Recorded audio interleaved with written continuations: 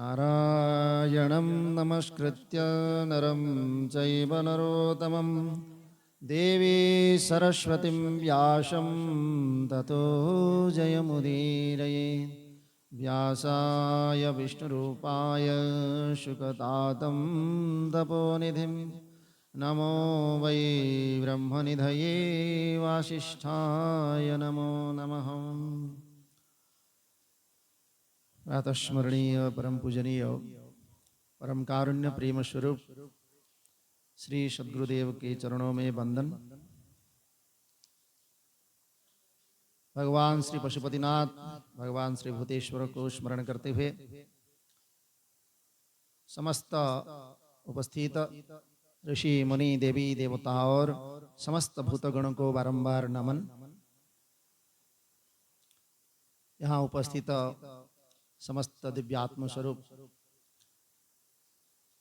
श्रोतागण, सज्जन सत्संग प्रेमी और भक्तिमय मातृशक्ति, परमात्मा के परम पावन ये स्थान जो हमको प्राप्त हुआ, जिसमें हम बैठ करके भगवान की इस उत्तम कथा का श्रवण करने की इच्छा से प्रस्तुत है। इसलिए सर्वंतरवासी भगवान श्री विश्वेश्वर सबकी अभिवादन के स्वरूप सबको नमस्कार करते हैं। यहाँ आज हमारे पवित्र श्रावण मास की इस शुभ वेला में श्री नागपंचमी के इस शुभ अवसर पर आप सबको बहुत बहुत शुभकामना और बहुत बहुत आशीर्वाद कि भगवान शंकर के चरणों में रह करके और उनकी कथा का श्रवण करने की इच्छा से प्रवृत्त हुए हम सब उनके कृपा पात्र है। इसलिए भगवान की कृपा दृष्टि से हम सबका जो भी दोष है या जो भी कुछ हमारे अंदर स्थित है, समस्त विकार है, वो सबको दूर करे। तो आज हमारा ये पवित्र कथा में जैसे ही हम प्रवेश करते हैं तो भगवान के दिव्य भूति बा उनके जो दिव्य रूप का अनुभव होने लगेगा। इसलिए जो कहते हैं कि कैलास पीठासन मध्यस्थम भक्तिर सदानंदभिरच्यमानः भक्तार्ति दावानलम प्रमेयम ध्यायेत मुमा लिंग विश्वभूषम। जो कहते हैं तो भगवान कैलाश के ऊपर है। वहां कह रहे हैं कि कैलाश के पर्वत पर एक सुंदर सिंहासन के ऊपर वो मध्य भाग में विराजमान है। फिर भी समस्त भक्तों के जो भी दुख या जो भी दावानल या जो भी उसके कष्ट है, उन सब को नष्ट कर देने वाले हैं। और वह प्रमेय मतलब हमारा बुद्धि का विषय नहीं है, अप्रमेय तत्व है। इसलिए बुद्धि में हम जितना उनको जानने की चेष्टा करते हैं उतना ही वह हमको और कुछ नया ही लगता है। जिस जिस रूप में हम भगवान को चिंतन करते हैं उसी उसी रूप में हमको वो कुछ नया ही प्रकाश हमको दिखाई देता है। इसलिए भगवान महेश्वर का जैसे ही हम ध्यान करते हैं, भले ही हम उनका जो जो किसी किसी रूप में, मतलब जैसे पंचवक्र नेत्र है, वह रजत गिरि के समान अर्थात रत्नों के आभूषण धारण किए हुए हैं। परशु मृगवरा भीति हस्तम प्रसन्नम, वो परशु हाथ में लिए हुए हैं और मृग के चर्म पहने हुए हैं, हस्ती के चर्म बांधे हुए हैं, पद्मासन में स्थित है और समन्तात मतलब अभय मुद्रा में सुशोभित है, सदा प्रसन्न रहते हैं। इस प्रकार समस्त देवता लोग चारों ओर खड़े होकर के उनकी स्तुति कर रहे हैं। इत्यादि उनके अनेक रूप में हम उनका चिंतन कर सकते हैं। इसलिए भगवान के उस दिव्य भास्कर स्वरूप जो ज्योतिर्मय स्वरूप है, उनको ध्यान करते हुए अगर हम उनमें अपने बुद्धि को निवेश करते हैं तो फिर उन्हीं के ही चिंतन करते करते करते फिर हम उस शिव तत्व में प्रवेश करेंगे। तो आज जो हमारा विषय था, कल तो हम भगवान शिव के नाम और उनका स्वरूप का चिंतन किया, शिव नाम के जो महात्म्य है उनका श्रवण किया। अब आज हम भस्म के महात्म्य को उसका श्रवण करेंगे कि भगवान के जो भस्म विभूति धारण करते हैं वह किस प्रकार और क्यों करते हैं और उसका क्या महात्म्य है। तो आज के ये विषय में कह रहे हैं कि द्विविधम भस्म संपृक्तम सर्वमंगलम इदम परम तत्प्रकारम अहम वक्ष्ये। दो प्रकार के भस्म होता है, जो विभूति भगवान लगाते हैं दो प्रकार के हैं, इसलिए वहाँ अलग अलग जैसे अभिषेक किया जाता है। यहाँ तो हमारे भस्म का पता ही नहीं कुछ, लेकिन दक्षिण भारत में भगवान शंकर की जब भी वहाँ पूजा किया जाता है, जैसे यहाँ भी हमारा भस्म आरती होती है महाकाल में, तो भस्म आरती का बड़ा महत्व है। और वो जो भस्म जो उसमें भगवान को दिया जाता है उसी भस्म का ही उसको उपयोग किया जा सकता है। लेकिन यहाँ तो हमारा चिता भस्म है, लेकिन ये जो भस्म प्रस्तुत किया जाता है ये भस्म से ही अभिषेक होता है। तो वहाँ जैसे दक्षिण में वो भस्म में ही उसको अभिषेक करते हैं और वही उसका प्रसाद के रूप में फिर दूसरे को दिया जाता है। वहाँ कोई आपको ये मीठा प्रसाद आदि नहीं मिलेगा और कोई इस प्रकार लड्डू वड्डू कुछ नहीं मिलेगा। वहाँ कोई भी शिव मंदिर में जाएंगे तो वही विभूति ही मिलेगा आपको, और भगवान विष्णु के मंदिर में जाएंगे तो वहां पर वो तुलसी जल, तुलसी और उसका जल वही मिलेगा आपको, वही प्रसाद है। तो इसलिए ये भस्म जो है ये भगवान का प्रसाद ही है समझ लो। तो इसलिए भस्म का दो रूप बोलते हैं, एकम ज्ञेयम महाभस्म, द्वितीयम स्वल्प संज्ञकम। एक को महाभस्म कहते हैं और दूसरे को कहते हैं स्वल्प भस्म। महाभस्म मतलब जो अभिषेक हो चुका है, मतलब भगवान को अभिषेक होकर के मंत्र के माध्यम से अभिषेक किया जाता है, तो वह मंत्र आरूढ़ जब वो भस्म हो जाता है उसको कहते हैं महाभस्म। और जो हम ऐसे ही जो लगाते हैं भस्म उसको बोलते हैं स्वल्प भस्म। तो इसलिए महाभस्म के भी भेद है, लेकिन यहाँ पर तीन प्रकार का भेद बताया गया है। त्रिविधम प्रकृतम, कौन सा श्रौतम स्मार्तम च लौकिकम। एक श्रौत है, दूसरा है स्मार्त, तीसरा है लौकिक। ये तीन प्रकार के महाभस्म है। तो वेद मंत्र से जो अभिषेक किया जाता है उसको कहते हैं श्रौत भस्म, और तंत्र आदि जो मंत्र मतलब तंत्र का जो मंत्र होता है, तंत्र आदि से जो अभिषेक किया जाता है उसको बोलते हैं स्मार्त।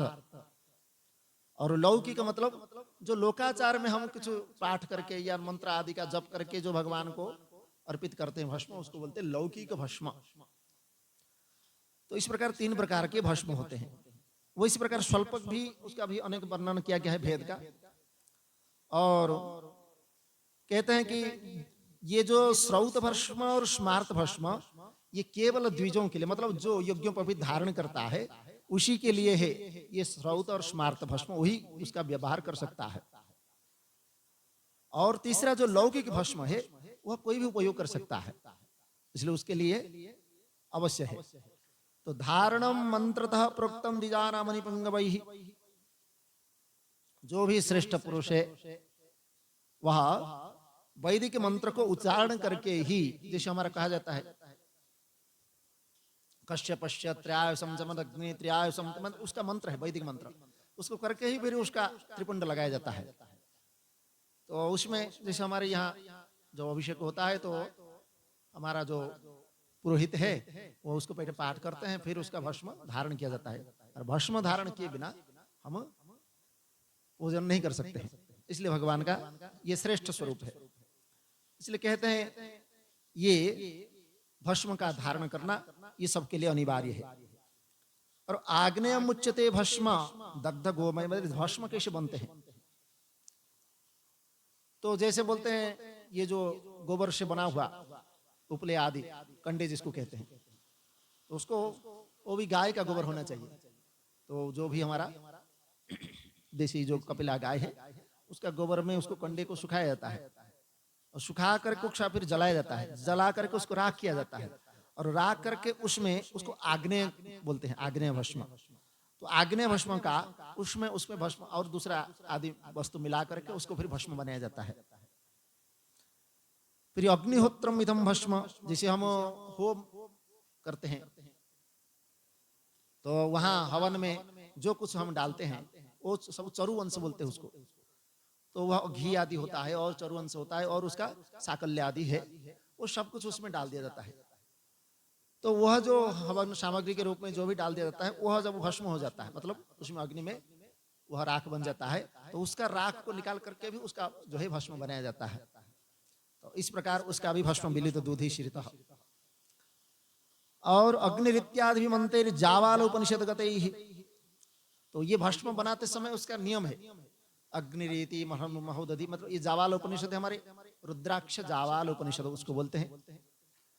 तो उसमें ये दोनों विषय कहा गया है, ये वेद में ही, मतलब ये पुराण में तो उसका ही वर्णन किया गया है, वेद के जो मंत्र है और वेद के जो वचन है उसी को ही यहाँ पर वर्णन किया गया है। तो ये उपनिषद जो होते हैं ये वेद के वचन है, मतलब वेद में उसको जो उचित वाक्य है उसको कहा गया है। तो ये उपनिषद के रूप में जो जावाल उपनिषद है, इसी उपनिषद में ये भस्म की महिमा और रुद्राक्ष की महिमा को बताया गया है। तो इसीलिए ये भस्म के जो मंत्र है उसमें लिखा गया है। तो अग्निरीति इसको पहले ही बताया जा चुका है, हम इसका पहले विचार कर चुके हैं कि भस्म किस प्रकार करना चाहिए। तो वहाँ 7 मंत्र है, उन 7 मंत्रों से जल मिश्रित भस्म से फिर उस भस्म को ऐसे सूखा नहीं लगाते हैं, भस्म को उसमें पहले पानी में उसको मिलाना पड़ता है। ऐसे सूखा लगाएंगे तो थोड़ी भी अगर शरीर में या कहीं नीचे गिरेगा तो उसको हमको दोष लगता है, इसलिए सूखे भस्म को ऐसे नहीं लगाया जाता है, फिर उसको पानी में लगाया जाता है। एक भी बूंद भी नीचे नहीं गिरना चाहिए, वो भगवान का प्रसाद है, उसको नीचे नहीं गिराया जाता है। तो उसको लगा करके फिर उचित स्थान, मतलब जहां पर हमारा गमन न हो ऐसे उचित स्थान पे जाकर के उसका हाथ को धोना चाहिए, उसको सबको धारण करने के बाद। तो इसीलिए ये त्रिपुंड जो धारण करते हैं उसका मंत्र से आदर पूर्वक इस प्रकार करना चाहिए। और भस्मोदुलदम चैव धृत्रियकम त्रिपुंडकम, जल के साथ भस्म को लगाना, फिर वहां लगाने के बाद बोलते हैं भगवान शिव और भगवान विष्णु ने भी ये तिर्यक त्रिपुंड धारण किया है। मतलब भगवान विष्णु भी जब उसका जैसे कमल हरि स्वयं वह भगवान सहस्र कमल में भगवान को पूजा करते हैं, और सहस्र कमल पूजा करके फिर वहां जानबूझकर भगवान परीक्षा लेते हैं, तो फिर एक कमल उसमें कम कर देते हैं। एक कमल जब कम हो गया तो एक कमल जब वह भगवान के, क्योंकि सहस्र नाम से जैसे आज हमारा सहस्रार्चन हुआ, सहस्र नाम से भगवान को अर्चन किया गया, तो एक भी उसमें कम नहीं होना चाहिए। एक कम हो गया तो फिर उसका अर्चन नहीं हुआ। तो ऐसे ही भगवान विष्णु ने भगवान शिव की 1,000 अर्चन किए कमल फूल में। तो कमल पुष्प में करते करते एक कमल कम हो गया, तो कम हो गया तो भगवान के वहां एक नेत्र, उनको कमल नेत्र कहते भगवान विष्णु के।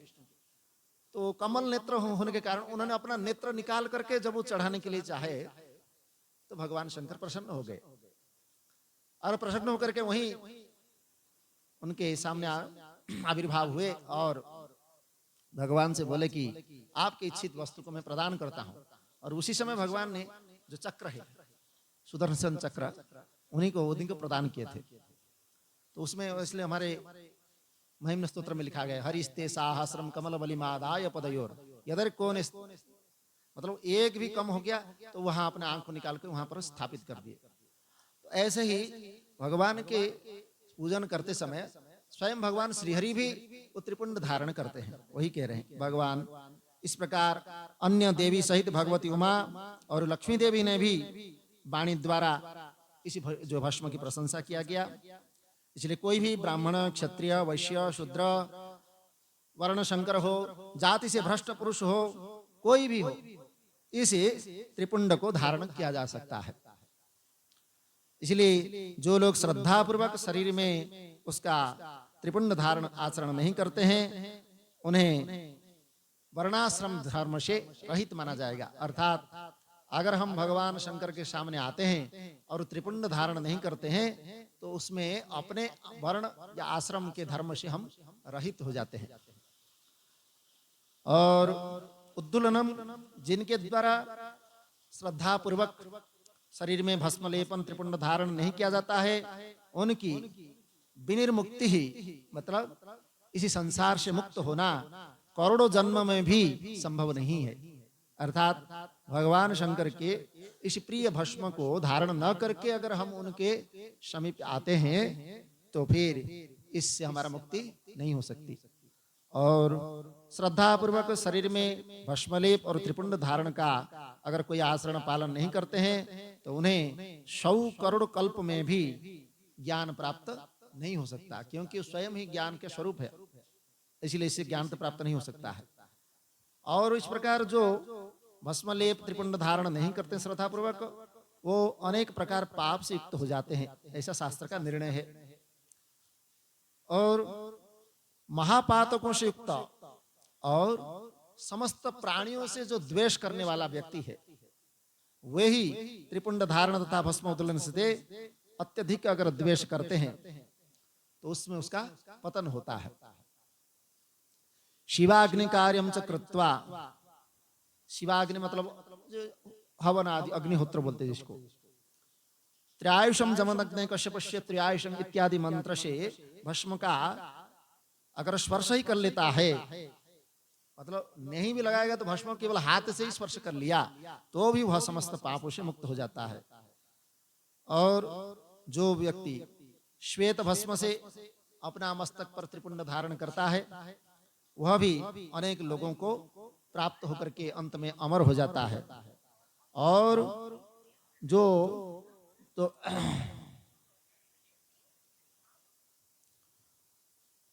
कहते हैं कि अकृत्वा भस्मना स्नानम, बिना भस्म स्नान किए षडाक्षर मतलब जो ओम नमः शिवाय भस्म लगाए बिना या भस्म में स्नान किए बिना भगवान के ये ओम नमः शिवाय जो षडाक्षर मंत्र है इसको जप नहीं कर सकते हैं। और अधमो बाधमो वापि सर्व पापान्वितो विवा, दयाहीन अधम महापाप से युक्त मूर्ख अथवा पतित व्यक्ति भी जिस काल में जिस देश में ये भस्म को धारण करते हैं उस काल वहां पर वह तीर्थ के समान और परिपूर्ण माना जाता है। मतलब भस्म की इतनी महिमा है। और जो भस्म धारण करने वाला शिवज्ञानी मतलब भगवान शिव को अपने आधार के रूप में मानता है, उससे भी उसका तीर्थ के समान हो जाता है। और इस विषय में अधिक क्या कहा जाए, विद्वानों को सदा इसी भस्म का धारण करके इसी से ही लिंगार्चन अर्थात भगवान का अर्चन करके फिर षडाक्षर मंत्र का जप करना चाहिए। और जिसने अपने वर्ण तथा आश्रम धर्म से संबंधित आचार क्रियाएं लुप्त कर दी है, यदि वह भी ये त्रिपुंड धारण करता है तो वो भी मुक्त हो जाता है।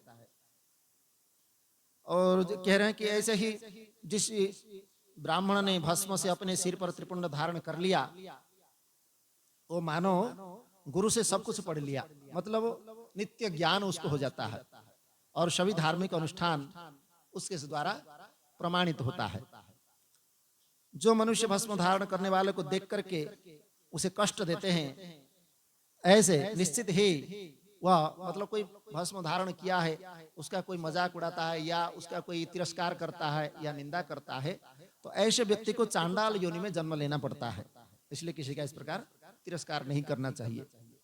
और मानस्तो के मान तनये मान आयुष मान गोशी ऋषि अश्वेरिश इत्यादि मंत्र से अभिमंत्रित भस्म को समस्त अंगों पर धारण करना चाहिए।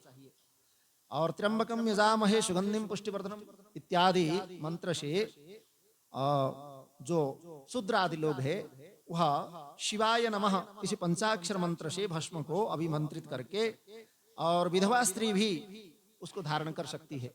तो विधवा स्त्री अगर हो तो भी वह भस्म शिवाय नमः इत्यादि मंत्रों से धारण कर सकती है, इस प्रकार कहा गया। और पंच ब्रह्मादि मुनि विगृहस्थस्य विधीयते, 5 ब्रह्मादि मंत्रों से मतलब त्र्यंबक आदि जो मंत्र है उन मंत्रों से ये भस्म को अभिमंत्रित करके वह चाहे ब्रह्मचारी हो, चाहे गृहस्थ हो, चाहे वानप्रस्थी हो, सबका अलग अलग मंत्र है। जैसे कोई वानप्रस्थ हो तो अघोरेभ्य अघोरेभ्य इत्यादि मंत्र से, कोई गृहस्थ हो तो वहां पर जो हमारा अग्निमीत पुरोहित इत्यादि मंत्रों से, और कोई ब्रह्मचारी हो तो त्र्यंबकम यजामह इत्यादि मंत्रों से वो त्रिपुंड धारण किया जाता है। और जो वर्णाश्रम धर्म से परे हैं, मतलब जिसके लिए कोई वर्ण धर्म नहीं है, जैसे वर्ण संकर आदि जिसको कहते हैं, ऐसे वर्णाधर्म से परे से रहित वो क्या करें? तो कहते शिवोहम भावनात् परात्, शिवोहम इस भावना से नित्य पुंड मतलब त्रिपुंड धारण करे, वो भी कर सकते हैं। ईशान सर्व विद्यानाम, ईशान विद्यानाम सर्वभूतानाम, ब्रह्माधिपति ब्रह्मणोधिपति इत्यादि मंत्र है। इस मंत्र से भी हम त्रिपुंड धारण कर सकते हैं। और सभी वर्णों के द्वारा भस्म धारण करने के इस उत्तम कार्य को कभी नहीं छोड़ना चाहिए, क्योंकि अन्य जीवों को भी सदा तो भस्म धारण करना चाहिए। मतलब अगर कोई भी प्राणी भगवान शिव के जैसे भगवान नंदी है, तो नंदी जो है वह वृषभ रूप में है, तो वृषभ रूप में है, पशु के रूप में है, फिर भी वह नंदी का भगवान के इतने परम भक्त है, तो उनको भी त्रिपुंड धारण करना होता है। आगे उनकी कथा आएगी और नंदी का जन्म किस प्रकार हुआ था। तो ये कोई भी अगर जैसे वहां भगवान के वाहन के रूप में, जैसे गणेश जी के वाहन है, उसमें मूषक वाहन, वो भी त्रिपुंड धारण करता है। और जैसे भगवान कार्तिकेय के मोर वाहन है, वो भी त्रिपुंड धारण करता है। जो भी जैसे देवी माँ पार्वती के वहां उनके जो सिंह वाहन है, वो भी त्रिपुंड धारण करता है। तो इसलिए कह रहे हैं कि कोई भी प्राणी इस प्रकार जीव को भस्म धारण कर सकता है। तो ब्राह्मण क्षत्रिय वैश्य शूद्र चापि शंकराः, ब्राह्मण क्षत्रिय वैश्य शूद्र वर्ण शंकर, स्त्री विधवा सधवा बालक पाखंडी ब्रह्मचारी गृहस्थ वानप्रस्थी सन्यासी व्रती, जो भी हो, सन्यासी रूपणी कोई स्त्री, कोई भी इसी त्रिपुंड के धारण करने से इसमें मुक्त हो सकता है, इसमें कोई संशय नहीं है। त्रिपुंडे च विनिदन्ते निंदते शिवमेव ते, धारयन्ति च भक्त्या धारयन्ति तमेव चे। जो त्रिपुंड की निंदा करते हैं वे भगवान शिव की साक्षात निंदा करते हैं, अर्थात त्रिपुंड की निंदा नहीं करना चाहिए। और शिवालय व शिव मंदिर रहित, मतलब जिस गांव में शिवालय न हो या शिव मंदिर न हो, उस गांव को धिक्कार है कहते हैं। शिवालयम च चमतम धिक धिक धीर निशार्चनम जन्मम धिक तमाम, शिवार्चन से रहित, मतलब जो भगवान शिव का एक दिन भी पूजा नहीं किया, ऐसे जीवन को भी धिक्कार है। और शिव ज्ञान रहित, अर्थात जो विद्या में भगवान शिव का कोई ज्ञान न हो, ऐसे विद्या को भी धिक्कार है। और यो निंदन्ति महेश्वरम त्रिजगतम आधारभूतम, जो लोग ये तीनों लोगों के आधार स्वरूप भगवान महेश्वर, जो समस्त सृष्टि पालन और संहार कर्ता के रूप में विद्यमान है, ऐसे भगवान शिव की निंदा करते हैं और त्रिपुंड धारण करने वाले की निंदा करते हैं, तो उनको, ऐसे व्यक्ति को देखने में ही पाप लगता है। इसलिए शिव निंदा तो हम उसका परिणाम देख चुके हैं, उसको कहने की आवश्यकता नहीं है। तो ऐसे कहते हैं कि वे जो लोग इस प्रकार शिव निंदा करते हैं, वह सुअर के रूप में असुर, और गधा, श्वान मतलब कुत्ता, कृष्टु मतलब शियार, और कीड़े मकोड़े के समान उत्पन्न होते हैं, अर्थात उनका जन्म बहुत निंदनीय होता है। इसलिए शिव की मते कभी निंदा नहीं करनी चाहिए। और भगवान शिव की त्रिपुंड धारण करने वाले उनके भक्तों को जो निंदा करते हैं, उन्हें रात में देखने पर चंद्रमा के दर्शन से और दिन में देखने पर सूर्य के दर्शन से शुद्धि प्राप्ति होती। मतलब अगर कोई ऐसी निंदा कर भी लिया तो रात में चंद्रमा का दर्शन करने से ही वह शुद्ध कहा होता, और दिन में सूर्य का दर्शन करने से नहीं, तो स्वप्न में भी वो पाप ही दिखता है, अर्थात तो स्वप्न में भी वो पाप पूर्ण ही उसको विचार होगा। और कहते हैं कि इस प्रकार रुद्र सूक्त का, जैसे हमारे रुद्र सूक्त पाठ किया जाता है अभिषेक में, तो रुद्र सूक्त का पाठ करके तभी उसके छुटकारा मिलता है। मतलब शिव निंदा अगर हमने किया तो रोज उसका रुद्र सूक्त पाठ करना पड़ेगा आपको। और तांत्रिक ऊर्ध्व त्रिपुंड धारण करने वाले जो तांत्रिक लोग होते हैं, ये तो एक तो हमारा इसी त्रिपुंड होता है, और एक ऊर्ध्व त्रिपुंड होता है। तो ऊर्ध्व त्रिपुंड जो धारण करते हैं वो तांत्रिक माना जाते हैं। ऐसी तंत्र शास्त्र में भी उसका जो है त्रिपुंड का धारण करने का विधि है। और उसमें एक बृहद जावाल उपनिषद है, उसमें कहा गया कि शिव यज्ञ के कार्य में जो भी सम्मिलित होते हैं, कोई भी हो सकता है, जो भी शिव यज्ञ के कार्य में व अनुष्ठान में कोई सम्मिलित होते हैं, तो उन सबको भस्म लगाना चाहिए, त्रिपुंड धारण करना होता है। और जो भस्म द्वारा विधि पूर्वक त्रिपुंड धारण करता है, वह अनेक प्रकार के महापातकों से और उचिष्ट, मतलब कहते हैं उचिष्ट का भक्षण करना, ये अन्न अन्न जिसको जूठा बोलते हैं, जूठा अन्न का भक्षण करना, वो भी बार बार उसको पाप, मतलब पाप लगता है, तो उपपातक बोलते हैं उसको। तो कहते हैं कि ऐसे उच्छिष्ट अन्न का, जैसे हमने खाया और फिर रख दिया उसको, फिर उसको खा रहे हैं, ऐसा नहीं करना चाहिए, उससे पाप लगता है। और ये तो इसलिए उसको उपपातक बोलते हैं। तो उस उपपातक से भी अगर रक्षण करना है तो ये भस्म धारण करना पड़ता है इत्यादि।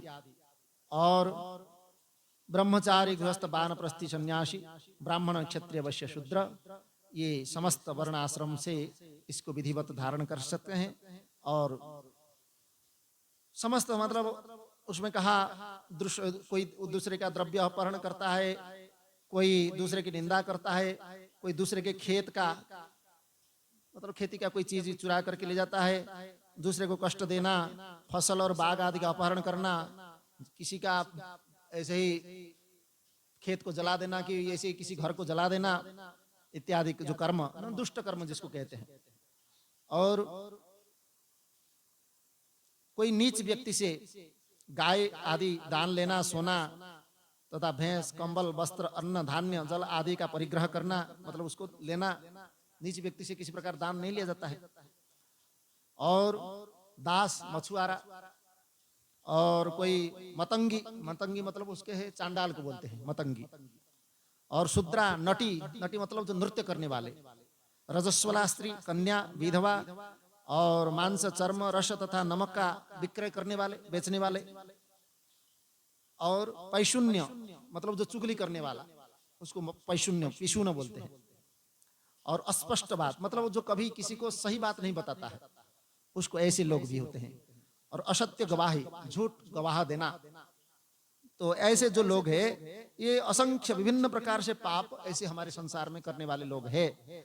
तो ऐसे लोग भी ये त्रिपुंड धारण करने के प्रभाव से कुछ ना कुछ उनका पाप तो अवश्य नष्ट हो ही जाते हैं। तो इसलिए ये त्रिपुंड के विषय में कहा गया, कहते जिसके शरीर पर रुद्राक्ष, रुद्राक्ष पहना हुआ है और मस्तक पर त्रिपुंड धारण किया हुआ है, ऐसे मनुष्य यदि चांडाल भी हो तो भी वह समस्त वर्णों से श्रेष्ठतम, अर्थात उसको पूज्य ही माना जाएगा। इस प्रकार पंचाक्षर मंत्र से लेकर के 7 करोड़ महामंत्र और अन्य करोड़ मंत्र शिव कैवल्य को प्रदान करने वाले होते हैं। मतलब पंचाक्षर मंत्र का एक तो हमने त्रिपुंड धारण किया, ऐसे जो रुद्राक्ष धारण किया, फिर उसके बाद पंचाक्षर मंत्र का जप किया। तो ऐसे जप दूसरे मंत्र का करोड़ों जप करने से भी इसके बराबर नहीं हो सकते हैं इत्यादि कहा गया है। और यहाँ पर सभी विद्याधर, पराक्रमी, गंधर्व, इंद्र आदि लोकपाल बहुत से भोगों का उपभोग करता हुआ, जो क्योंकि देवलोक में अनेक प्रकार के भोग है, तो उन सबको उपभोग करने वाले, और प्रजापति जो अपना पद का उनकी गरिमा होती है, प्रजापति के जैसे दक्ष प्रजापति आदि थे, तो सारे देवता उनकी बात को मानते थे। तो प्रजापति की एक उसका गरिमा होती है, उनको उनकी मान्यता होती है। तो उनका पद का एक, जैसे हमारे यहाँ प्रधानमंत्री आदि का एक पद, उनकी एक मान्यता है, ऐसे ही प्रजापति आदि की सृष्टि में उनकी मान्यता है। तो देवता आदि भी उनके बात को मानना पड़ेगा। तो इसलिए प्रजापति आदि पद तथा ब्रह्मा के पद पर आसीन होकर के वह कौन इस प्रकार जो शिव की पूजा करता है, त्रिपुंड धारण करता है, वह ब्रह्मलोक तक को भी प्राप्त हो सकता है। और सर्वोपनिषदाम सारम समालोक्य मुहुर्मुहु, सभी उपनिषदों के सार को बार बार सम्यक रूप से देख करके यहाँ निर्णय किया गया है कि त्रिपुंड धारण करना सबसे श्रेष्ठ है। और भी अनेक प्रकार के यहाँ पर विषय को कहा गया है। फिर कहते हैं ये प्रणव जो हमारा ये 3 रेखाएं जो त्रिपुंड बोलते हैं, ये 3 रेखाओं का अलग अलग रूप है। तो अलग अलग उनमें देवता है, मतलब एक एक रेखाओं में 9 देवता है। तो उन देवताओं कौन कौन है उनका नाम बताया गया है। तो कहते हैं कि वो ये त्रिपुंड कहाँ से कहाँ तक लगाना है। तो ये मध्य भाग, भौं, इसे भौं बोलते इसको, इस भौं से मध्य भाग से लेकर के यहाँ तक, मतलब जहाँ तक भौं का भाग ये हुआ है वहां तक ही लगा सकते हैं, तो पूरा सिर में नहीं लगाना होता है, तो भौं के भाग में ही लगाना होता है। तो वो कह रहे हैं कि भ्रुवोर मध्यम समारभ्य यावदंतो भवेत भ्रुवः, भ्रुवों के मध्य भाग से लेकर के जहां तक भौं का अंत है वहां तक त्रिपुंड धारण करना है। और पहले मध्यमा या अनामिका अंगुली, ये हुआ मध्यमा, ये हुआ अनामिका, तो ये दोनों अंगुली से उसको पहले लगा सकते हैं, या ये 3 अंगुली से भी उसको लगा सकते हैं। इसका ललाट में त्रिपुंड धारण करे। त्रिपुंड के 3 रेखाओं में जो 9 देवता है उसमें कौन है, तो कहते हैं अकारो ग्राह्यपत्यम भ्रूमिम धर्मश्च रजोगुणः ऋग्वेदश्च क्रियाशक्ति प्रातः सवनमेव च। प्रथम रेखा में प्रथम अक्षर ओंकार का अकार है, उसमें गार्ह्य अग्नि 3 प्रकार के, गार्ह्यपत्य, आवहनीय और दाक्षिणात्य। तो इसमें गार्ह्यपत्य अग्नि है जो हमारे गृहस्थ धर्म में 3 अग्नि बताया था। इसका एक अग्नि का होम किया जाता है, हवन किया जाता है, दूसरे अग्नि में रोषई किया जाता है, और तीसरे अग्नि में दाह संस्कार किया जाता है। इसी प्रकार हमारा 3 अग्नि है। उन तीनों अग्नि में ये 3 रेखाओं में एक एक अग्नि है, तो इसलिए कह रहे हैं वो गार्ह्यपत्य अग्नि है। और पृथ्वी जो तत्व है, पृथ्वी तत्व धर्म है, पुरुषार्थ में धर्म है, रजोगुण, तीनों गुणों में रजोगुण है, ऋग्वेद, चारों वेद में ऋग्वेद है, क्रिया शक्ति है, 3 प्रकार की शक्ति है, इच्छा शक्ति, क्रिया शक्ति, ज्ञान शक्ति, ये 3 हमारे पास है। तो उस इच्छा शक्ति से हम जो इच्छा करते हैं संकल्प उसी के अनुसार हमारा होता है, फिर उसी के अनुसार हमारा समस्त क्रिया होते हैं, और उस क्रियाओं के माध्यम से हम जो जो फल को प्राप्त करते हैं उसमें हमारा अनुभव होता है, और वही अनुभव हमारा ज्ञान के रूप में प्रकट होता है। तो ये 3 शक्ति हमारे पास है। उसमें प्रथम शक्ति क्रिया शक्ति है, और प्रातः शवन, मध्याह्न शवन और सायं शवन, इसी 3 प्रकार के बाद 3 स्तुति किया जाता है। उसमें प्रातः शवन जो है भगवान की प्रातः काल में जो स्तुति किया जाता है, और उसमें 3 प्रकार के देव है, ईशान, महादेव और त्र्यंबक, ये तीनों में प्रथम है महादेव। तो ये त्रिपुंड, उसमें 3 रेखाओं में ये 9 देवता है पहली रेखा में। दूसरी रेखा में उकार, दक्षिणाग्नि, आकाश तत्व, सत्वगुण, यजुर्वेद और मध्यम दिन शवन, उसके बाद इच्छा शक्ति, फिर अंतरात्मा, और उसके बाद महेश्वर भगवान के। तीसरी रेखा में जो प्रणव के अक्षर मकार, फिर अग्नि के रूप में आहवनीय अग्नि, फिर उसमें जो तत्व के रूप में परमात्मा, और गुण के रूप में तमोगुण, और लोक के रूप में द्योलोक, शक्ति के रूप में ज्ञान शक्ति, वेद के रूप में सामवेद, और शवन के रूप में जो सायं शवन, तृतीय शवन कहते हैं, और परम ईश्वर के रूप में भगवान शिव। तो ये तीसरी रेखा। इस प्रकार ये 3 रेखाओं में ये 9 देवता अवस्थित होते हैं। इसलिए ये ऐसा मत समझो कि केवल ये दिखाने के लिए होता है, दिखाने के लिए नहीं, उस मंत्र में उस देवता का आह्वान करके उसमें आधान किया जाता है। इसलिए उस रेखा मतलब त्रिपुंड धारण करना ये हमारे लिए बहुत शुभदायक है। और कहते हैं कि वहां पर शरीर में कहां कहां पर हम त्रिपुंड लगा सकते हैं, तो उसमें कहते हैं कि 32 जगह उसमें हो सकता है, 16 जगह हो सकता है, 8 अथवा 5 स्थान में मनुष्य इस प्रकार त्रिपुंड धारण कर सकता है। तो कौन सा है? अष्ट स्थाने चैव पंच स्थाने उत्तमांगे ललाटे च। मस्तक, मस्तक ये मस्तक भाग, इसको कहते हैं मस्तक, ललाट, ये जो 32 भाग है, दोनों कान, दोनों नेत्र, दोनों नासिका, मुख, कंठ, दोनों हाथ, दोनों कोहनी, दोनों कलाई, हृदय, पार्श्वभाग, नाभि, कोश, फिर गुल्फ, घुटने, दोनों पिंडली और दोनों पैर, ये 32 हो गया स्थान। तो इस प्रकार क्रमशः अग्नि, जल, वायु, पृथ्वी, 10 दिक्पाल और 10 दिक् प्रदेश इत्यादि 8 वसुओं, मतलब 8 वसु उनका निवास है। तो ये अलग अलग, मतलब इसलिए शरीर में जो मंत्र न्यास किया जाता है, जब हम पूजा करते हैं तो विनियोग के बाद न्यास किया जाता है। तो हम हमारे शरीर में प्रत्येक अंग में एक एक देवता का निवास है। जैसे हाथ के देवता कौन है? हाथ के देवता कौन है? हाथ के देवता इंद्र है। तो इसलिए यहाँ जो कुछ हम यहाँ देते हैं, उसका अगर हमने देने की अगर संकल्प कर लिया तो देना ही पड़ेगा आपको, नहीं तो देवता रुष्ट हो जाएंगे, इसलिए उसमें देना ही पड़ता है। और देने की इच्छा से फिर अगर हमने हाथ पीछे खींच लिया तो उसका फिर पाप लगता है, इसलिए उसको देना पड़ता है। तो ये हाथ के भी देवता है, पैर के भी देवता है। पैर के देवता कौन है? पैर के देवता है विष्णु, इसलिए हम पैर को छू करके नमस्कार करते हैं। भगवान विष्णु पैर में निवास करते हैं, इसलिए वहां पैर छू करके नमस्कार करते हैं। तो ऐसे ये जो चक्षु है इसके देवता सूर्य देवता है, तो बिना सूर्य के हम देख नहीं सकते, अंधकार में देख नहीं सकते, इसलिए सूर्य देवता है। तो यहाँ कान, कान के देवता दिग्पाल, दिग देवता बोलते हैं उनको। तो वह 10 दिशाओं में कहीं से भी शब्द आएगा तो तुरंत तो कान में से हम सुन लेते हैं, किसी भी दिशा में 10 दिग्पाल जो होते हैं किसी भी दिशा में आएगा तो हम सुन लेते हैं, ये वह दिग्पाल देवता है। और हमारा घ्राण गंधने सूंघने की जो इसमें अश्विनी कुमार इनके देवता है। और जो जीवा हम रस खाते हैं उसके देवता है वरुण देवता। ऐसी वाणी, वाणी की देवता है अग्नि, तो इसलिए अग्नि इसमें होता है। हम वाणी में अगर कुछ बोल दिया तो कुछ का कुछ हो जाता है, ऐसे कभी जल भी जाता है तो किसी को शीतलता भी मिल जाती है, तो इसलिए वाणी भी इसका अग्नि की देवता है। ऐसे ही पायु उपस्थ मूत्राशय और वो जो मलस्थान उसके भी देवता है। एक देवता है उसका प्रजापति, और एक देवता है यम, तो मलाशय जो होते हैं उसको देवता है यम। तो ये सब कर्मेंद्रिय ज्ञानेंद्रिय सबके देवता है। तो मन के भी देवता है, मन के देवता है चंद्रमा। वो चंद्रमा जैसे घटते हैं बढ़ते हैं, एक महीना में 15 दिन उसको घटते हैं 15 दिन बढ़ते हैं, इसलिए हमारा मन भी ऐसा होता है, इसलिए 15 दिन उसमें घटता है 15 दिन बढ़ता है, तो हमारा शरीर का जो चक्र बदलता रहता है। तो ठीक 28वां दिन जो है वो चंद्रमा अपना गति बदल देते हैं, क्योंकि 27 नक्षत्र है, एक एक नक्षत्र में वो चंद्रमा गति करते हैं, एक दूसरे नक्षत्र अश्विनी रोहिणी कृतिका इत्यादि नक्षत्र है उसके अनुसार गति करते हैं। तो उसमें गति करते करते वह 27 नक्षत्र फिर 28वें दिन दूसरे बदल जाते हैं।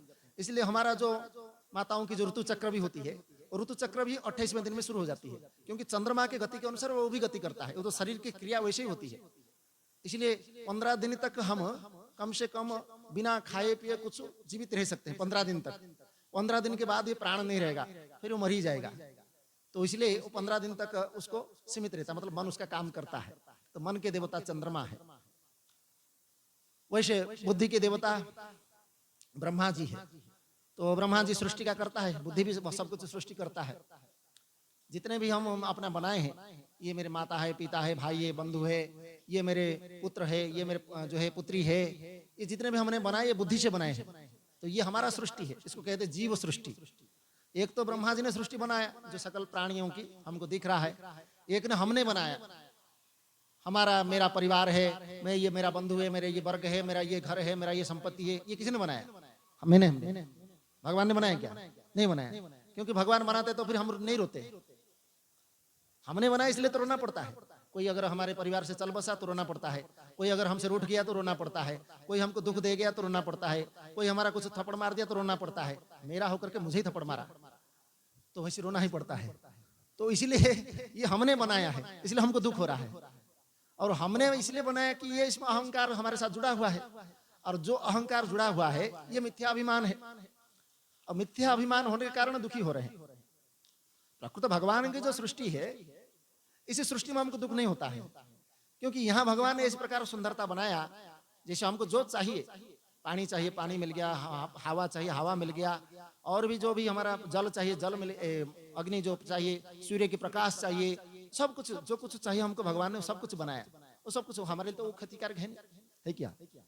सूर्य हमारे लिए कोई क्षतिकारक नहीं है। हाँ, हम अगर उसका दुरुपयोग करते हैं तो अलग बात है। अब हम जाकर के जैसे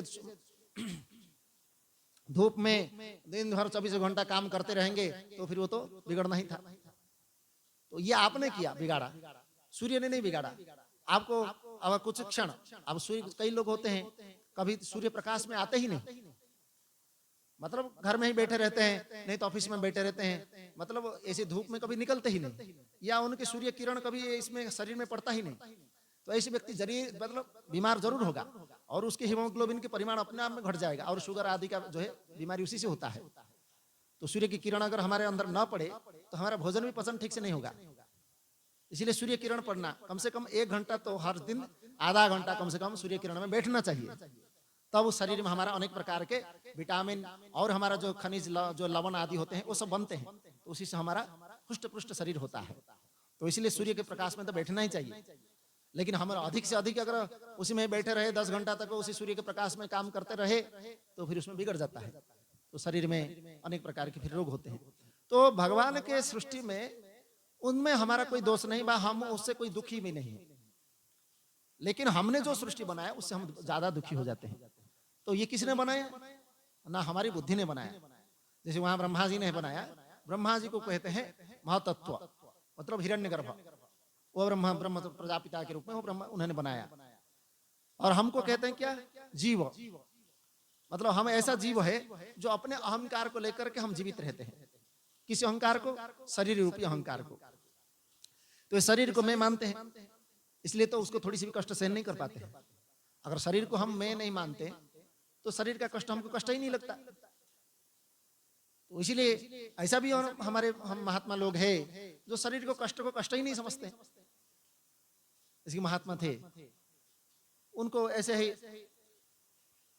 प्रारब्ध का भोग होता है, तो प्रारब्ध कर्म में बहुत भोगना पड़ता है, चाहे कोई भी हो, ज्ञानी योगी ध्यानी सबको कर्म का फल भोगना ही पड़ता है। तो भगवान को भी जब वो अवतार में आते हैं, जैसे भगवान जब कृष्ण अवतार में आए तो अंतिम समय में उनका शरीर कैसे त्यागना पड़ा? कैसे त्यागना पड़ा? उनको अभिशाप मिला था कि जो है कोई उनको तीर मारेगा तभी उनका मृत्यु होगी। तो भगवान ऐसे ही वहां झाड़ी पे बैठे हैं और झाड़ी पे बैठ करके वहां पर ऐसे ही झूल रहे थे उस श्यामलता पर। तो श्यामलता पर ऐसे झूल रहे थे, उतने में वो जो जरा नाम के व्याध था, तो व्याध ने उसका देख लिया और देख करके वो भगवान के जो पैर था, वो पहली बार गया था शिकार करने के लिए, कभी गया नहीं था। तो भगवान का जो पैर था इतना उसमें लालिमा थी, तो लग रहा है कि जैसे मुर्ग का जो कान होता है, हिरण का जो कान जैसे होता है वैसे उसको दिखने लगा, इतना लालिमा थी भगवान के पैर में। तो उसको देख करके उसने सोचने लगा कि जो है मैं इसको मार दूंगा। ऐसे करके उन्होंने तीर मार दिया तो भगवान के पैर में जाके लगा। तभी भगवान इसी श्लोक को मतलब इस यह धाम को छोड़ करके चले गए। तो ऐसे भगवान को भी उनका प्रारब्ध उसके अनुसार मिलता है यहाँ कर्म में लोक में। इसलिए भगवान कहते हैं नमे नम कर्म, मुझे तो कोई कर्म किसी प्रकार की कोई मतलब लेप नहीं है, मुझे कोई उसमें आप प्रमाण कर मतलब बंधन में नहीं ला सकता है। फिर भी कहते हैं कि मुझे क्यों करना चाहिए? तो अर्जुन यही पूछते हैं आप फिर क्यों करते हैं? तो कहते हैं मनुष्य सर्वम पार्थ, जो मनुष्य मुझे मानते हैं, मुझे भगवान के रूप में जानते हैं, तो मैं जो भी करूंगा वो भी वही करेगा। इसलिए मैं मनुष्य रूप में यहाँ लीला कर रहा हूं। अगर मैं कर्म नहीं करूंगा तो मनुष्य भी कर्म नहीं करेगा। इसलिए मैं ये समस्त मतलब अपने कर्म के साथ नहीं रहते हुए, कर्म का लेपमान मुझे नहीं होने पर भी मैं कर्म कर रहा हूं। क्यों? क्योंकि मनुष्य को शिक्षा देना होता है। महात्मा लोग जैसे होते हैं उनको क्या करने की जरूरत है? उनको तो जहां भी बैठे, जहां भी भिक्षा कर लिया, अपना 2 रोटी भिक्षा के रूप में जो उसमें ले लिए, लेने के बाद तो भगवान का भजन में लग गए, फिर वो इधर उधर जाने की जरूरत क्या है? तो वो कहते हैं कि ये संसार के जीव जो है इतना अपना जीव अज्ञान में पड़ा हुआ है, इतना वो मूर्खता में पड़ा हुआ है कि वहां से उसको निकालना बहुत कष्ट है। इसलिए कहते हैं अगर ये संसार में संत नहीं होते तो जल मरता संसार। तो ये संसार जो है संपूर्ण, क्योंकि भगवान तो कभी कभी आते हैं उनका जब अवतार होता है, लेकिन भगवान के उस गुण को, उस स्वरूप को और उनके उस बोध को बताने के लिए केवल संत ही हमारे सामने उपस्थित होते हैं। बोले सद्गुरु भगवान की। तो ये संतों के माध्यम से ही हम भगवान तक पहुंचने में समर्थ होते हैं। तो इसलिए वहां भी कबीरदास इसलिए लिखे बलिहारी गुरु आपने गोविंद दियो बताए। तो वह गुरु के रूप में इतने हमारा बलिहारी होते हैं, इतने हमारे ऊपर वह कृपा करते हैं कि हमारा जीवन गोविंद के साथ मिला देते हैं। तो इसलिए उसमें भगवान के मतलब ये संत लोग उसको सहन कर लेते हैं, अर्थात अपने कष्ट को सहन करके किसी भी तरह से दूसरे जीवों के कल्याण के लिए वो आगे बढ़ते हैं। इसलिए भगवान भी अपने कर्म के स्वरूप को कल्याण करते हैं। तो वहां कोई संत को अगर कोई पीड़ा होते हैं, कोई होते हैं, तो वो कुछ दूसरे को नहीं बता सकते हैं और ना ही बताते हैं। क्यों? क्योंकि वो जानते हैं इस कर्म का कारण क्या है। तो उस कर्म को फलस्वरूप प्राप्त होने के लिए उसी में ही वह अपने आप को उस कर्म में जो है जैसा लिखा है उसी को भोगते हैं। तो वैसे ही हमारे जीवन में अगर कोई ऐसी पीड़ा हो गई तो हम दुखी हो जाते हैं। लेकिन वो महात्मा, एक बार उनको कैंसर हो गया, तो कैंसर हो गया तो वह बहुत कष्ट हो रहा था उनको। वो भी जो हमारा फूड पाइप है, खाद्य नली है, उसमें कैंसर हो गया था। तो उनको तो पाइप में लेना पड़ता था भोजन आदि। तो एक व्यक्ति ने, मैं उस समय देखा हूँ इसलिए बता रहा हूँ, तो एक व्यक्ति ने आके उनसे पूछा कि महाराज जी आपका जो है तो बहुत कष्ट होता होगा, दुख होता होगा। तो उनकी बात को सुन करके जोर से हंसने लगे करके इसे हंसने लगे। तो बोले क्या है? तो उनको बोले देखो यहाँ आओ, ये जो देख रहे हो ये क्या है? तो बोले ये तो आपका ही शरीर है। तो बोले क्या और क्या देख रहे हो? मैं शरीर को देख रहा हूँ और शरीर में जो उसका जो तत्व है, चर्म मांस आदि जो भी है उस तत्व उसी रहता है। तो बोले उसको और कुछ देख रहे हो? नहीं देखता हूं। तो वही है, तुम्हारे ये शरीर को ही देख रहे हो, शरीर के पीछे क्या है तुम उसको नहीं देखते हो। तुम नहीं देखते हो इसलिए तुम पूछ रहे हो कि ये शरीर को तुम्हारा कितना कष्ट हो रहा है, कितना तकलीफ हो रहा है। अगर तुम देख लेते तो तुम्हारा ये प्रश्न ही नहीं करते। तो इतना वो प्रसन्न रहते थे। मतलब ऐसे शरीर को तो कष्ट होता है, ऐसा नहीं कि शरीर को कष्ट नहीं होगा, कष्ट तो होता है, लेकिन वो कष्ट को भी कष्ट नहीं मानते हैं। तो इस प्रकार हमारे जीवन में ये जितना भी हमने बनाया हमारा दुख का कारण, हम स्वयं उसका भागी बने, इसलिए हमको बार बार कष्ट हो रहा है। और ये बुद्धि से हमने ग्रहण कर लिया, इसलिए शरीर को ही अपना मान लिया और शरीर के कष्ट को अपना मान करके उसी में दुखी हो गए। तो इसलिए ये बुद्धि ही सब हमारा खेल है, मतलब बुद्धि का ही सब खेल है। इसलिए बुद्धि के देवता ब्रह्मा को कहा गया है।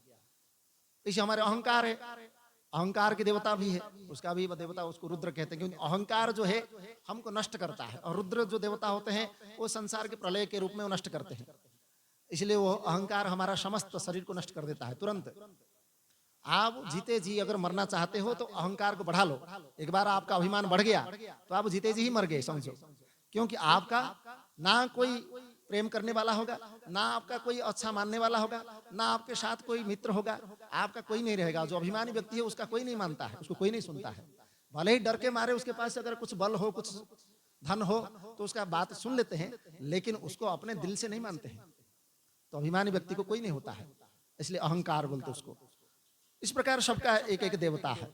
तो इसलिए कहते हैं ये समस्त देवताओं को न्यास करके फिर हम पूजा करते हैं, तब तो पूजा प्रारंभ होता है। तो इसलिए यहाँ कह रहे हैं कि ये जो हमारा भस्म जो लगाते हैं, इसमें अलग अलग देवता का चिंतन करके अलग अलग स्थान पर जो कुछ धारण करना होता है वो भस्म धारण करते हैं। अब आगे जो हमारा रुद्राक्ष धारण की महिमा है। रुद्राक्ष ये भगवान शिव का ही स्वरूप है। तो उसमें कह रहे हैं शिव प्रियोतमो ज्ञेय रुद्राक्ष परम पावन दर्शना स्पर्शना जाप्यात सर्व पाप हर स्मृत। रुद्राक्ष भगवान शिव को अति प्रिय है, इसलिए रुद्राक्ष चढ़ाया जाता है। उनको माला भी पहनाया जाता है, रुद्राक्ष माला। यहाँ तो हमारे है नहीं अभी रुद्राक्ष माला, अभी ला कर लाएंगे और भगवान को उसको पहनाना चाहिए। रोज अभिषेक करने के बाद उसको पहनाना होता है। तो रुद्राक्ष इसे परम पावन समझना चाहिए। तो रुद्राक्ष दर्शन से, स्पर्श से, जप करने से, अर्थात हम उसको चाहे पहने, चाहे उसका जप करे, चाहे उसका धारण करे, चाहे उसको स्पर्श करे, इन सब से वो पाप का नष्ट होता है। तो ये रुद्राक्ष कैसे उत्पन्न हुआ, इसको भगवान शिव पार्वती जी से कहते हैं। तो क्या कह रहे हैं? श्रूयताम तो महेशानि रुद्राक्ष महिमा शिवे कथयामि तब प्रीत्या भक्तानां हितकामया। ये भक्तों के हित के लिए, उनके कल्याण के लिए इस रुद्राक्ष के उसका महात्म्य को कहता हूं। दिव्य वर्ष सहस्राणि, अनेक वर्ष की बात है, अनेक दिव्य वर्ष बीत चुका है। और मन को संयम रख करके 1000 दिव्य वर्ष तक भगवान शिव तो तपस्या में चले गए, तो उनको तो वहां से उठना ही बहुत समय बीत जाता है। तो 1000 दिव्य वर्ष मतलब अनेक वर्ष बीत जाता है। तो अनेक वर्ष तक घोर तपस्या में भगवान शिव चले गए। उसके बाद संपूर्ण लोगों की उपकार करने वाले भगवान स्वयं जो परमेश्वर का स्वरूप है, उन्होंने लीलावशात एक बार तपस्या में तो आंख बंद हो जाता है, तो एक बार उन्होंने नेत्र खोले, और नेत्र जैसे ही खोले उसमें दोनों नेत्रों से जो जल की बूंद है, मतलब जैसे हमारा आंसू बोलते हैं जिसको, ऐसे ही दोनों दोनों बूंद उसमें गिरे, और दोनों जो बूंद जैसे ही वहां पृथ्वी में गिरे, वह रुद्राक्ष, रुद्र मतलब भगवान का जो स्वरूप है, अक्ष मतलब होता है आंख, तो भगवान की आंख से उत्पन्न हुए हैं, इसलिए उनका नाम है रुद्राक्ष। इसलिए रुद्राक्ष वृक्ष के रूप में वो पैदा हो गए। इसलिए भक्तों पर अनुग्रह करने के लिए अश्रुबिंदु स्थावर रूप, मतलब ये जो आंसू है वो वृक्ष का रूप ले लिया, और वो रुद्राक्ष वह कोई भी मतलब भगवान विष्णु के भक्त भी उसमें पहनते हैं, और चारों वर्णों के जो लोग हैं उनको भी दे दिया गया है।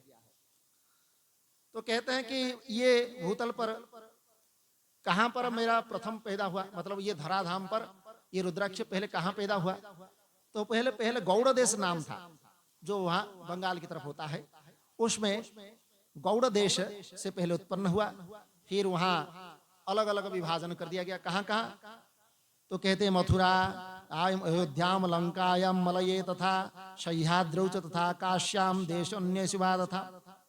पहले मथुरा, अयोध्या, लंका, लंका माने श्रीलंका, जो लंका रावण की लंका थी, मलयाचल जहां पर चंदन का वृक्ष होता है वहां पर भी रुद्राक्ष है, सह्याद्रीगिरी, सह्याद्री पर्वत जहां कावेरी नदी है, काशी तथा अन्य भी जो देश है और स्थान है उसमें ये अंकुरित होने लगे।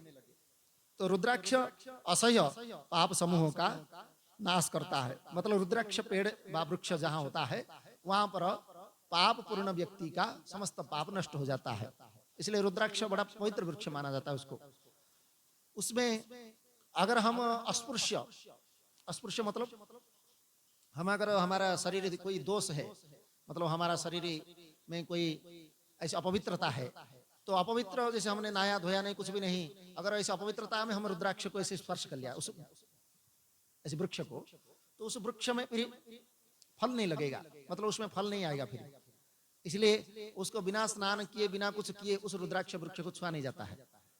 इसलिए कह रहे हैं कि इस प्रकार वह पवित्र वृक्ष इस भूतल पर प्रकट हुए, और उन ब्राह्मण आदि जाति वाले रुद्राक्षों, मतलब जो जो हमारा 4 वर्ण है उनके लिए 4 प्रकार के रुद्राक्ष है। ब्राह्मण के लिए श्वेत रुद्राक्ष, क्षत्रिय के लिए रक्त मतलब लाल, और वैश्य के लिए पीत मतलब पीला, और शूद्र के लिए कृष्ण रुद्राक्ष काला वाला। तो मनुष्य को इस प्रकार क्रम अनुसार अपने अपने रुद्राक्ष धारण करे। और ये धात्रीफल प्रमाणम यश्रेष्ठम उदाहृतम, धात्रीफल मतलब आंवला, आंवला के बराबर जो आंवला जैसे जितना बड़ा होता है उतना बराबर जो रुद्राक्ष होता है उसको श्रेष्ठ कहा जाता है। जैसे जैसे अपने स्वामी जी जो पहने हैं रुद्राक्ष की जो माला नहीं पहने, वैसे उसको आंवला के बराबर होता है, उसको श्रेष्ठ रुद्राक्ष कहा गया है। और जो बेर के बराबर होता है उसको मध्यम, और जो चने के बराबर होता है उसको थोड़ा निम्न कोटि का माना गया है। अब इसमें उत्तमता परखने की जो क्रिया है उसमें भी जानना चाहिए, मतलब उत्तम उत्तम श्रेष्ठ रुद्राक्ष क्या हो सकता है। तो कहते हैं कि बदरी फल मात्रम यत स्मातंत्र महेश्वरी, बेर के फल के बराबर जो होता है उतना छोटा होने पर भी वो भी उत्तम फल देने वाला होता है, और आंवले के फल बराबर जो होता है वह भी समस्त अरिष्टों का दुखों का विनाश करता है। रुद्राक्ष जितना जितना छोटा होता है वैसे वैसे अधिक फल देने वाला भी होता है। एक छोटे रुद्राक्ष को विद्वान से, मतलब हमारे जो विद्वान लोग, बड़े रुद्राक्ष से 10 गुना अधिक फल देने वाला माना गया है। इसलिए लोक में मंगलमय रुद्राक्ष जैसा फल देने वाला अगर कोई देखा जाता है तो ऐसा फल ऐसा कोई दिखाई, मतलब ऐसी रुद्राक्ष की माला के बराबर और कोई दूसरा माला नहीं है। लेकिन कहां पर कैसे रुद्राक्ष पहनना चाहिए और उत्तम माना गया है, तो कह रहे हैं कि रुद्राक्ष समान आकार प्रकार वाला हो, मतलब एक जैसा बराबर हो। जो हम पहनते हैं कोई छोटा कोई बड़ा कोई थोड़ा माने टेढ़ा, ऐसा नहीं होना चाहिए, सब एक बराबर होना चाहिए। और दूसरा जो कह रहे हैं कि वो चिकना, मतलब थोड़ा सा चिकना होता है उसमें जैसे और एक होता है उसको भद्राक्ष बोलते हैं, भद्राक्ष जो होता है वो रुद्राक्ष नहीं होता है, तो उसमें चिकनाहट नहीं होती है, उसमें तो थोड़ा खुरदुरा होता है। और ये सुदृढ़ होता है, मतलब भद्राक्ष जो है उसको से पीट देंगे तो टूट जाएगा, लेकिन रुद्राक्ष से पीटेगा तो भी नहीं टूटेगा, वो बड़ा दृढ़ बड़े कठिन होता है वो। और स्थूल मतलब उसका थोड़ा मोटा होता है। फिर ये कंटक युक्त मतलब उसमें थोड़ा उभरे हुए ऐसे छोटे छोटे छोटे छोटे उसमें दाने वाले होते हैं। और रुद्राक्ष कामदा देवी ही सदा ये भोगों को प्रदान करने वाले हैं। कौन सा रुद्राक्ष नहीं पहनना चाहिए? कह रहे हैं कृमि दृष्टि छिन्ना भिन्नम कंटकैहिनमेव च व्रणयुक्तम अमृतम च रुद्राक्षान् षडवी वर्जयेत्। 6 प्रकार रुद्राक्ष नहीं पहनना चाहिए। कौन सा? जिसको कोई कीड़ा ने काट लिया हो, मतलब उसमें छेद हो, कुछ कर दिया हो, उसको नहीं पहनना चाहिए और उसको खंडित माना जाता है। और जो थोड़ा सा कुछ वैसे खंडित हो गया, मतलब उसमें कोई टुकड़ा ऐसे थोड़ा सा निकल गया तो उसको खंडित माना जाता है, फूटा टूटा फूटा हो, ऐसा नहीं पहनना चाहिए। जिसमें उभरे हुए दाने न हो, मतलब वह बराबर हो, इसमें दाना दाना जो ऊपर उभरता है उसमें न दिखाई देता हो, तो ऐसे रुद्राक्ष नहीं पहनना चाहिए। जो व्रणयुक्त हो, मतलब व्रण मतलब उसमें कुछ ना कुछ लगा हुआ हो, जैसे उसमें होता है थोड़ा बहुत कुछ लगा हुआ होता है, तो उसमें नहीं, पूरा पूरा अगर गोल भी ना हो, थोड़ा सा कोई चपटा हो, कोई टेढ़ा हो, तो उसको नहीं पहनना चाहिए। इसी 6 प्रकार के रुद्राक्ष को त्याग करना चाहिए। और कहते हैं जिस रुद्राक्ष में अपने आप ही, मतलब जो रुद्राक्ष होता है उसमें अपने आप ही जो डोरी उसमें डालते हैं धागा, उसमें अपने आप ही छेद होता है, उसको उत्तम माना गया है। वो उसमें छेद नहीं करना पड़ता है, अपने आप ही छेद होता है उसमें। लेकिन और एक होता है जो मनुष्य के द्वारा छेद किया जाता है, तो उस रुद्राक्ष को उससे निम्न कोटि का माना गया है। और रुद्राक्ष धारण करने से 1100 रुद्राक्ष धारण करने वाला मनुष्य रुद्र स्वरूप हो जाता है। इसमें कई प्रकार के, जैसे उसको मुकुट के रूप में, मतलब रुद्राक्ष को मुकुट का भी पहन सकते हैं। एक हमारे महात्मा थे यहाँ, हमारे ओंकारेश्वर जो भगवान है, ओंकारेश्वर में हमारे एक स्वामी जी है, प्रसिद्ध है स्वामी रामानंद सरस्वती, तो वह बड़े विरक्त और विद्वान है, तो उनके एक शिष्य थे, तो वो जो है ऐसे 11,000 रुद्राक्ष धारण करते थे, और उसमें एक मुकुट भी पहनते थे, एक उसमें ये सब डालते थे उसमें शरीर में, मतलब जैसे हार जैसा, फिर इसमें पहनते थे, इसमें पहनते थे, मतलब सारा यहाँ पर कमरे में मतलब कमर में, फिर यहाँ मतलब ये दोनों बाजुओं में ऐसे पहनते थे। मतलब कम से कम 11,000 रुद्राक्ष इतना धारण करते थे। और उसमें एक त्रिशूल भी साथ में, और नर्मदेश्वर इतना एक डब्बा भर के उसमें भी साथ में लेके चलते थे। तो नर्मदेश्वर, त्रिशूल, और एक वो उसमें नर्मदा जी के जल, मतलब इतना भार तो कोई उठा नहीं सकता तो इतना भार लेकर चलते थे। और कोई उनको देख करके दूर से ही कोई भी नहीं नमस्कार कर लेता था, जैसे साक्षात शिव जैसे ही लगते थे वो, त्रिपुंड आदि लगा करके ऐसे चलते थे। तो कहने का मतलब है ये रुद्राक्ष आप कैसे भी धारण कर सकते हैं। तो कहते हैं कि 1100 रुद्राक्ष धारण करने से जिस फल को पाता है उससे वर्णन नहीं किया जा सकता। और शिवभक्त मनुष्य को शिखा में, दाहिने और बाएं दोनों कानों में भी लगा सकते हैं, मतलब यहाँ शिखा में भी, दोनों भुजाओं में भी, तो वहाँ 11-11 दाना लगा सकते हैं। यहाँ कंठ में भी 100 मतलब 108 जो कंठ में लगाते हैं। फिर योग्यों पवित्र में भी 3 लगा सकते हैं। कटी प्रदेश में भी यहाँ लगा सकते हैं 5 रुद्राक्ष। फिर संख्या के अनुसार, मतलब जो जो संख्या बताया गया है इसी संख्या के अनुसार जो व्यक्ति रुद्राक्ष धारण करता है वह भगवान शंकर का प्रकृत प्रसन्न करने वाला होता है। इसलिए 1100 रुद्राक्षों को धारण करने की जो विधि है, इसमें इतने में मतलब कहाँ कहाँ रुद्राक्ष कितना धारण करना चाहिए, इतने रुद्राक्ष न प्राप्त होने पर भी और भी विधि बता रहे हैं कि शिखा में 1, सिर पर 30, गले में 50, दोनों भुजाओं में 16-16 इत्यादि, मणिबंध यहाँ पर भी 5-5 और 108 रुद्राक्ष माला बना करके यज्ञोपवीत के रूप में भी धारण कर सकते हैं। इस प्रकार दृढ़ निश्चय करने वाला, शिव का हमेशा पूजन करने वाला स्वयं ही अपने आप को शिव स्वरूप के रूप में प्राप्त होता है। और विद्वान पुरुष दोनों हाथों में अघोरो बीज मंत्र से रुद्राक्ष धारण करे, वामदेव मंत्र से 15 रुद्राक्ष गुथी हुई उसका माला धारण करे, सद्योजातम प्रपद्यामि इत्यादि मंत्र से 7-7 मालाएं धारण करे, नमः शिवाय इति मंत्र से समस्त रुद्राक्ष को धारण कर सकते हैं। मतलब कुछ भी नहीं है तो खाली नमः शिवाय मंत्र से भी धारण कर सकते हैं। लेकिन ये रुद्राक्ष धारण करने से ही नहीं होता है, रुद्राक्ष धारण करने से कुछ त्याग करना पड़ता है। तो क्या त्याग करना है? तो कहते हैं मध्यम मांसम तुलसुनम पलांडम शीघ्रमेव च स्मलेंसांतंगम विराट वाहम भक्षणे वर्जयेत् ततः। अगर कोई रुद्राक्ष धारण करता है तो उस व्यक्ति को अपने खान पान में मदिरा, मांस, लहसुन, प्याज, सहजन, लिसोड़ा, बिडबराह जो फल होता है लंबा लंबा, तो इत्यादि उसका त्याग करना होता है। और बलक्षम रुद्राक्षम, ये श्वेत रुद्राक्ष केवल ब्राह्मण को ही धारण करना होता है, लाल रुद्राक्ष जो है क्षत्रियों के लिए इत्यादि पहले भी बताया गया। तो यहाँ ब्रह्मचारी, वानप्रस्थ, गृहस्थ, सन्यासी सबको नियम पूर्वक धारण करना ये रुद्राक्ष उचित है। और सभी आश्रम, समस्त वर्ण, स्त्री, शूद्र भी भगवान शिव की आज्ञा के अनुसार सदैव रुद्राक्ष धारण कर सकते हैं। तो उसमें कौन कैसा व्यक्ति धारण करेगा उसका भी नियम है। तो उसमें मनुष्य दिन में रुद्राक्ष धारण करने से रात्रि के किए हुए पाप, और रात्रि में रुद्राक्ष धारण करने से दिन में किए हुए पाप, प्रातः, मध्याह्न, सायंकाल रुद्र धारण करने से अनेक पापों से मुक्त हो जाते हैं।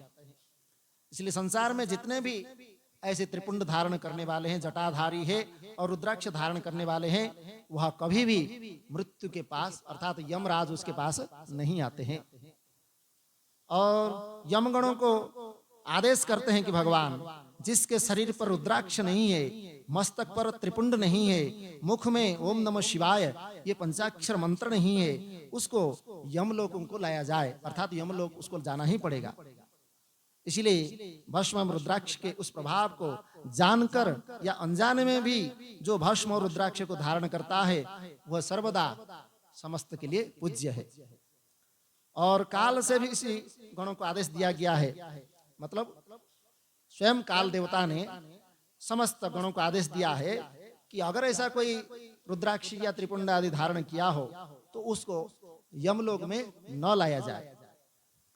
इसलिए रुद्राक्ष भी पापों का नाशक है और वह हमको शुद्धता प्रदान करने वाला है। वैसे भी हमने देखा हूं, वैसे हमारा उसका मैंने एक परीक्षा करके भी देखा हूं, ये रुद्राक्ष जैसे हमारे ऐसे पहनने से तो उसके शरीर की जो रक्त संचालन है, ब्लड सर्कुलेशन, ये बहुत ठीक से करता है।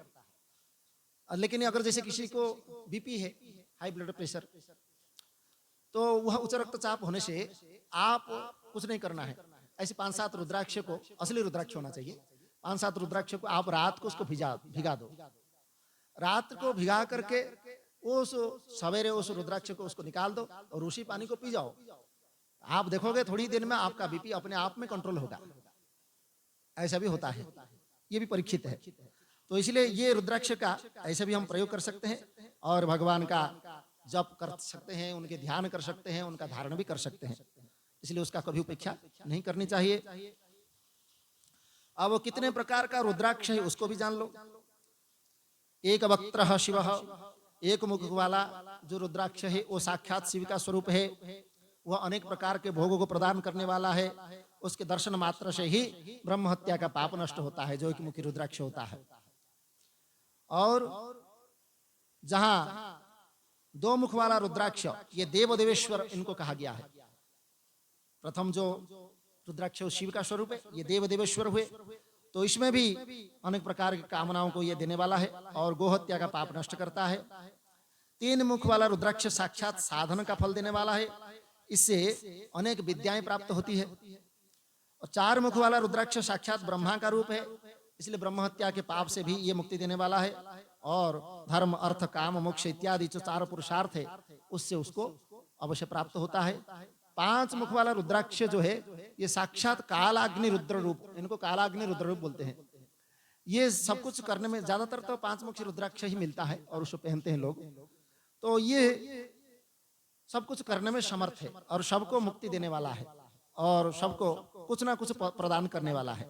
इसलिए अगर हम गलती से भी किसी का पाप अन्न खा लिया तो उस पाप अन्न भक्षण से भी उन पापों को दूर करता है।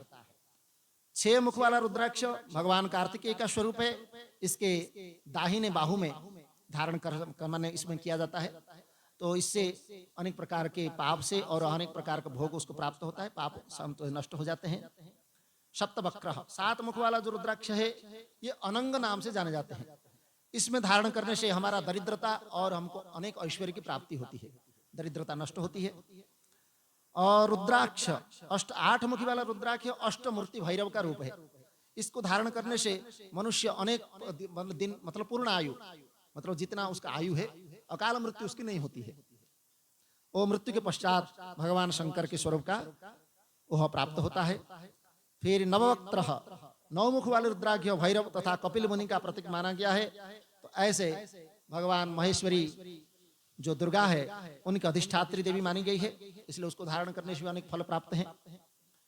और 10 मुख वाला जो रुद्राक्ष है भगवान विष्णु का रूप है, उसको धारण करने से मनुष्य की अनेक कामना पूर्ण होती है। 11 मुख वाला जो रुद्राक्ष है रुद्र रूप है, उसको भी धारण करने से मनुष्य अनेक विजय प्राप्त करता है। 12 मुख वाला जो रुद्राक्ष है वह हमारे सिर में उसको धारण करना होता है। उसको धारण करने से मस्तक पर जो हमारे द्वादश आदित्य जो उनका फल है, मतलब द्वादश आदित्य का पूजा करने से जो फल प्राप्त होता है उसको तुरंत ही प्राप्त होता है। त्रयोदश मुख, 13 मुख वाला रुद्राक्ष विश्व देवों का स्वरूप माना जाता है। तो उसको धारण करने से मनुष्य अनेक प्रकार के अभिष्ट सिद्धि को प्राप्त होता है, सौभाग्य आदि उसको प्राप्त होता है। चतुर्दश मुख, 14 मुख वाला जो रुद्राक्ष है वो परम शिव स्वरूप उसको कहा जाता है। और 14 मुख वाला जो भक्ति पूर्वक धारण करे मस्तक पर, उसको ये स्वयं समस्त पापों का शीघ्र ही उसका नष्ट हो जाता है। इस प्रकार मतलब ये 14 मुख वाला रुद्राक्ष ही आपको प्राप्त हो सकता है, उससे ज्यादा नहीं है। तो इसलिए क्रमशः इन रुद्राक्षों के धारण करने से आपका उसका मंत्र है, उस मंत्र का भी कुछ नहीं, कहीं ह्रीम नमः, हुम नमः, ह्रम नमः इत्यादि मंत्रों से उसको धारण किया जाता है। तो इसी पृथ्वी पर जो मनुष्य मंत्र के द्वारा अभिमंत्रित किए बिना ही रुद्राक्ष धारण करता है वह 14 इंद्रों के काल पर्यंत, मतलब हमने अगर बिना उसको अभिषेक किए, बिना कोई मंत्र का आधान किए अगर रुद्राक्ष को ऐसे ही पहन लिया तो उसमें नरकगामी होना पड़ता है। इसलिए कहते हैं बिना मंत्र में अभिमंत्रित किए उस रुद्राक्ष को ऐसे ही धारण नहीं करना चाहिए। और रुद्राक्ष धारण करने वाले पुरुष को देख करके भूत प्रेत पिशाच डाकिनी शाकिनी राक्षस ये जितने भी ये सब के सब दूर भाग जाते हैं। अर्थात रुद्राक्ष पहनने वाला अगर मंत्रपुत्र रुद्राक्ष उसने पहना है तो ये भूत प्रेत उसके अंदर नहीं रह सकते हैं। इस प्रकार रुद्राक्ष मालाधारी पुरुष को देख करके भगवान शिव, भगवान विष्णु, देवी दुर्गा, श्री गणेश जी और भगवान सूर्य तथा अन्य देवता भी उसको प्रसन्न होते हैं। इस प्रकार रुद्राक्ष की महिमा यहाँ पर विधिवत उसको कहा गया है। तो जो मंत्र द्वारा विधिवत धारण करता है व करना है उसको अवश्य करना चाहिए। इस प्रकार भगवान ने रुद्राक्ष की महिमा को कि किस प्रकार उसको धारण और भस्म और रुद्राक्ष को धारण करने वाले मनुष्य भगवान शिव को कितना प्रिय है, ये उसका आज के विषय में था। तो ये भुक्ति मुक्ति सबको प्रदान करने वाला है।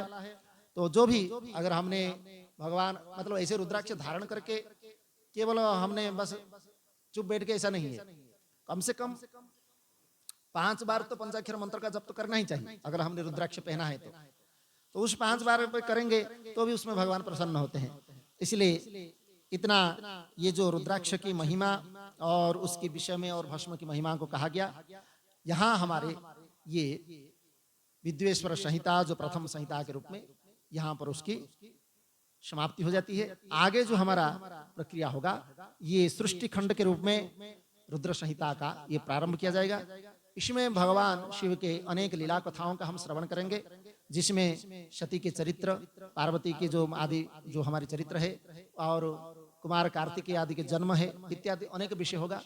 जो भगवान शिव का प्रथम सृष्टि के रूप में कर्ता के रूप में वह किस प्रकार हुए इसमें उसमें कहा जाएगा। जैसे भागवत में हम श्रवण करते हैं कि भगवान ने प्रथम जो हमारा स्कंद है उस प्रथम स्कंद में ही भगवान ने किस प्रकार इसी सृष्टि का आलंबन किया उसमें बताया जाता है। ऐसे ही यहाँ पर इस सृष्टि खंड में भगवान शिव से किस प्रकार सृष्टि हुआ इसका बता करके फिर आगे उनकी लीला कथा होगी। तो आगे हमारा इसका बहुत प्रिय पूर्वक मधुर कथा है इसकी, तो हम श्रवण करेंगे। तो आप लोग इस प्रकार आगे की कथा को श्रवण करेंगे। तो आज इसी कथा को यहीं पर विराम देते हैं और भगवान के श्री चरणों में बारंबार नमन और वंदन करते हैं। ॐ सर्वे भवन्तु सुखिनः सर्वे सन्तु निरामया सर्वे भद्राणि पश्यन्तु मा कश्चित् दुःखभाग् भवेत् असतो मा सद्गमय तमसो मा ज्योतिर्गमय मृत्योर्मा अमृतं गमय ॐ पूर्णमदः पूर्णमिदं पूर्णात् पूर्णमुदच्यते पूर्णस्य पूर्णमादाय पूर्णमेवावशिष्यते ॐ शान्ति शान्ति शान्तिः।